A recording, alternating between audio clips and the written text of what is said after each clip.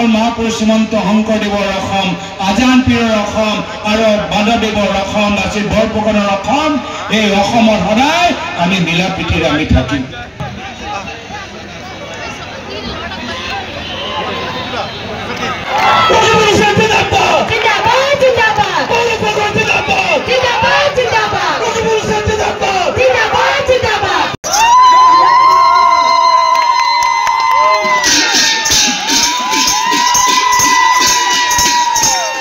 আজি আমাৰ ধুবুৰী জিলা আৰু গোৱালপাৰা জিলা কংগ্ৰেছৰ কাৰ্যালয় উন্নতি ক্ষেত্ৰত আমি দুটা জিলা কংগ্ৰেছৰ যোগেদি সভাত অংশগ্ৰহণ কৰিলোঁ, য'ত আমাৰ নিখিল ভাৰত কংগ্ৰেছ কমিটিৰ সাধাৰণ সম্পাদক জিতেন্দ্ৰ সিং ডাঙৰীয়াও উপস্থিত থাকিলে আৰু মানুহৰ উৎসাহ চাই আমি যথেষ্ট আনন্দিত।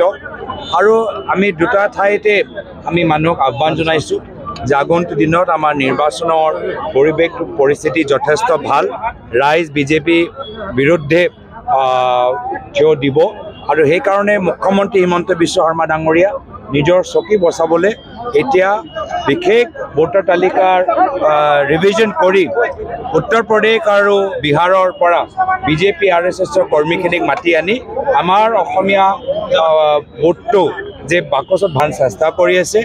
বিহাৰ UPৰ পৰা বিজেপি মানুহখিনি ট্ৰেইনত বাছত মাতি আনি আমাৰ গাঁৱে ভূঞে ভোটাৰ তালিকাৰ ভিতৰত সোমাবলৈ আৰম্ভ কৰিব।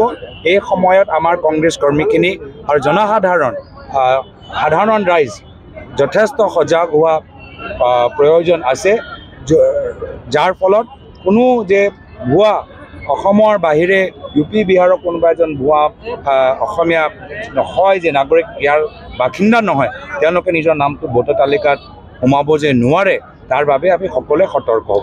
আপোনালোকৰ আমাৰ আজি সভাটো যথেষ্ট সফল হ'ল, আমি যথেষ্ট সন্তুষ্ট।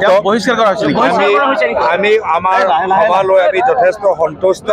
মানুহবোৰ যিদৰে ইয়াত উপস্থিত হৈছে এইটোৱে প্ৰমাণ যে আগন্তুক দিনত 4টা বিধানসভা সমষ্টি আমি জিকিবলৈ।